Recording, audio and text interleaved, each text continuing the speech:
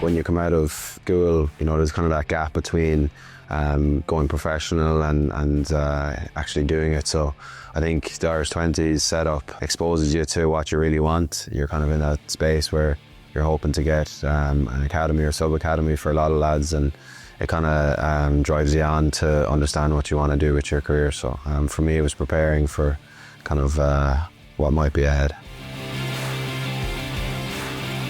I played 2 years of 20s. In my first year of 20s, we probably had a very good team on paper, and we thought we would have gone really well, but pretty disappointing season in terms of the first Six Nations. We did pretty poorly, and then into World Cup we were involved in a relegation battle, but then, which we came out of on top, thank God.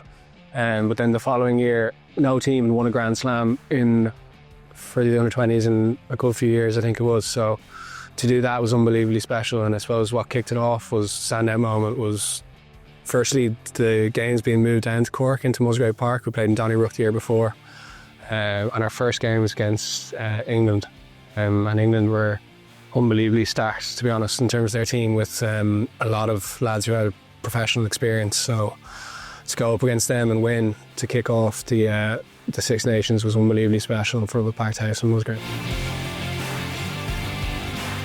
Leaving school, joining the sub-academy, you're kind of getting ready to play men's rugby, AIL, and then you're preparing for the 20s ultimately. I injured my shoulder kind of during that period and got surgery on it, so I was out for that window of kind of developing and getting ready for the 20s, and I was out right up until January before the Six Nations, watching like the lads playing the under 20s friendlies, and they're kind of performing well together, looking cohesive, and you know that they're in camp together as well. So you're kind of going through a phase of probably self-doubt, and you're not really sure where you're going to stand and if you're going to get back in time. Yeah, I just stuck with it, kind of filled myself full of confidence. I chat to my dad a lot about like what's going on, if I'm going through a tough patch, and he's always great for filling me with confidence. I managed to put my hand up and take my opportunity once I was back fit and got to play in the Six Nations, so it was great to get over that setback. It was kind of my only proper injury I've had, and I know a lot of lads are kind of go through spells of constantly being injured and feels like you're never going to be back, but yeah, just keeping your confidence going was great. The standout's Noel McNamara. I had Noel kind of the whole way up, in a sense, in terms of he was involved with my Leinster under 18s team, then he was involved with Ireland 18s with me, and then when I made the progression to Leinster 20s and Ireland 20s, he was the coach. He was similar to how I was starting out as a player, trying to be a professional. I suppose he was kind of not starting out as a coach, but in terms of he was making his path onto becoming a full-time professional coach, and he's someone who had an unbelievable impact on my career. Yeah, for me it would have been Richie Murphy and Mark Sexton, and they were kind of our head coach and backs and attack coach at the time, and you see what they're doing for Ulster now. They're coming on big time, so I just thought they worked really well as a duo, and they gave me a lot of confidence and backed me, so they kind of had a couple of plays designed to use my skill set, so I really appreciated the work they gave us. They put so much time into us, and they had a lot of experience in the game. They've been around the game for a long time, so it was great to learn off them.